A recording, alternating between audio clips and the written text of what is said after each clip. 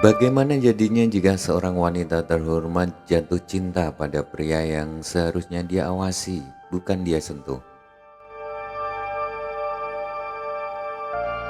Ini bukan kisah cinta biasa.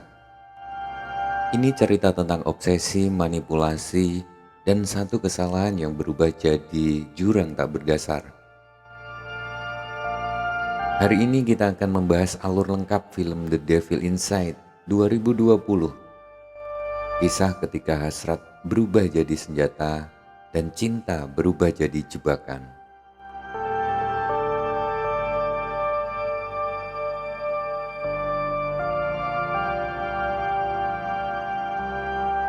Film ini berpusat pada Catherine Borowiak, wanita berusia 50 tahun yang memiliki kehidupan mapan.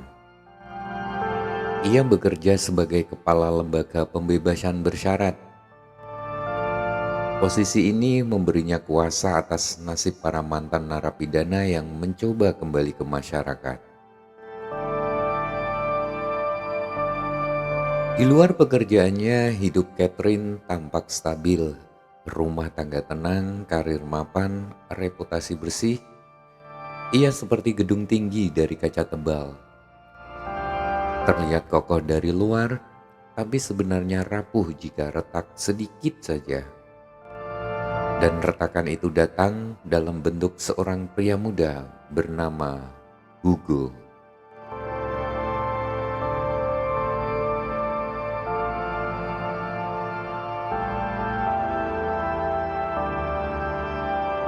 Hugo adalah mantan narapidana berusia sekitar 20 tahun. Ia baru saja bebas bersyarat dan harus menjalani pengawasan ketat.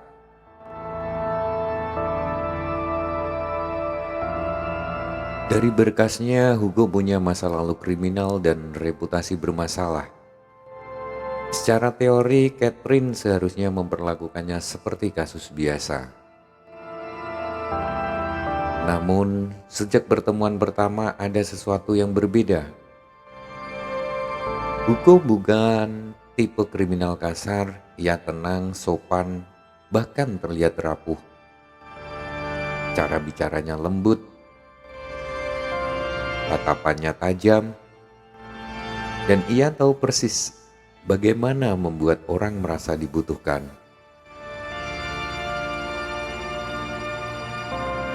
Hugo mulai membuka cerita tentang masa lalunya, tentang kesepian,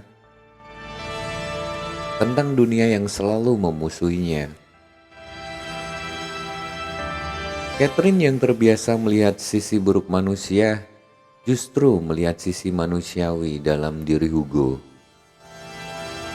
Dan disitulah awal semuanya.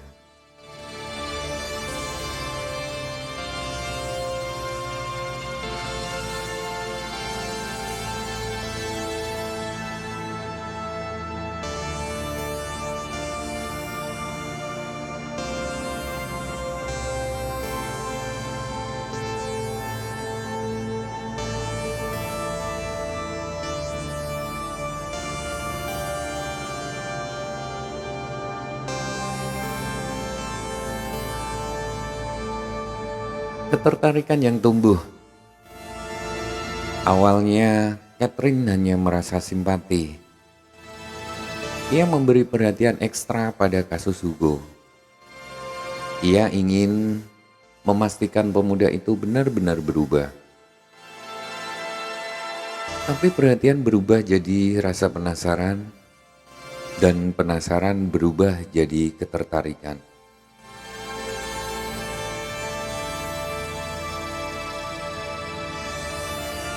Hugo pandai membaca situasi. Ia tahu Catherine kesepian. Ia tahu wanita itu haus akan sesuatu yang tak ia dapatkan dari kehidupan rutinnya. Dengan halus, ia mulai mendekat. Tatapan mata lebih lama, senyum yang terlalu hangat, kalimat yang terdengar seperti pujian, tapi sebenarnya umpan. Catherine sadar ini tidak benar. Ia tahu hubungan antara petugas pembebasan bersyarat dan klien adalah garis merah yang tidak boleh dilanggar. Tapi perasaan tidak pernah peduli pada aturan. Seperti orang yang berdiri di tepi jurang, Catherine tahu ia harus mundur, tapi justru ia melangkah maju.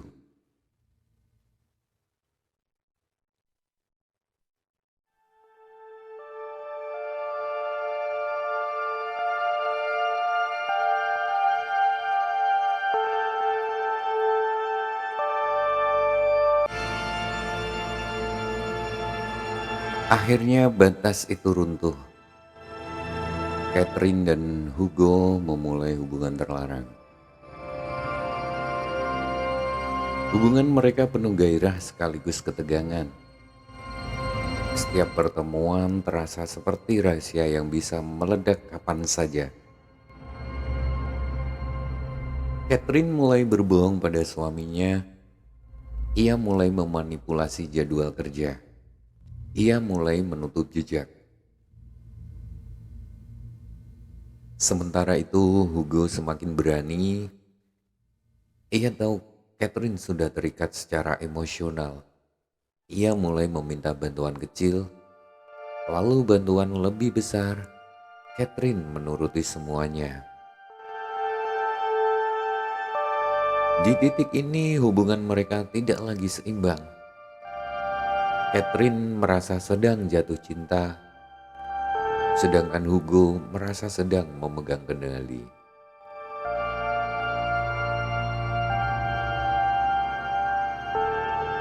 Manipulasi dimulai. Perubahan Hugo perlahan terlihat. Sifat lembutnya mulai retak. Ia menjadi posesif. Ia ingin tahu Catherine pergi kemana, bertemu siapa, melakukan apa. Ia juga mulai memanfaatkan posisi Catherine untuk kepentingannya. Ia meminta Catherine memengaruhi laporan pengawasannya. Ia ingin catatan perilakunya terlihat baik. Ia ingin kebebasan lebih longgar. Catherine ragu. Ia tahu ini salah. Tapi Hugo tahu cara menekan tombol emosinya. Ia memainkan peran korban. Ia membuat Catherine merasa bersalah.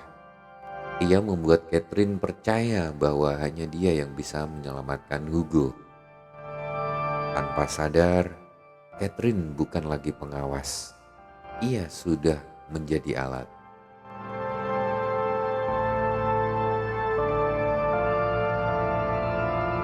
Konflik memuncak. Tekanan mulai datang dari segala arah. Rekan kerja Catherine mulai curiga. Suaminya merasa ada yang berubah. Bahkan Hugo sendiri mulai menunjukkan sisi gelapnya secara terang-terangan. Ia menjadi lebih dingin, lebih manipulatif, lebih berani. Catherine akhirnya menyadari sesuatu yang mengerikan. Ia tidak mengendalikan hubungan ini, ia dikendalikan. Semua rahasia yang ia simpan kini seperti bom waktu. Jika satu saja meledak, hidupnya akan runtuh total. Karirnya bisa hancur, pernikahannya bisa berakhir, reputasinya bisa lenyap. Dan Hugo tahu semua itu.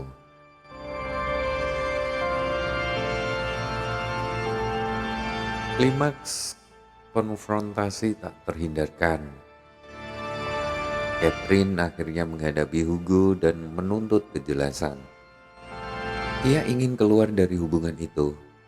Ia ingin kembali ke hidup lamanya. Namun Hugo tidak semudah itu melepaskan. Ia mengingatkan Catherine tentang semua pelanggaran yang sudah ia lakukan. Tentang bukti, tentang rahasia, tentang konsekuensi. Di momen itu, Catherine sadar kenyataan pahit. selama ini ia mengira sedang menyelamatkan Hugo. Padahal sebenarnya ia sedang tenggelam bersamanya. Ending dan penjelasan akhir film tidak memberi jawaban hitam putih. Hubungan mereka berakhir dengan suasana tegang dan pahit.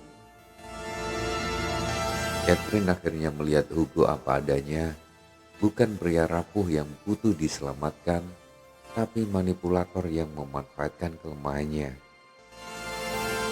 Interpretasi ending terbuka bisa jadi Catherine berhasil memutus hubungan dan memilih menghadapi konsekuensi demi kebebasannya. Bisa juga Hugo tetap meninggalkan bekas luka psikologis yang akan menghantuinya selamanya. Film menutup cerita dengan pesan yang dingin. Kadang iblis bukan makhluk gaib. Ia hadir dalam bentuk manusia atau bahkan dalam bentuk keinginan kita sendiri.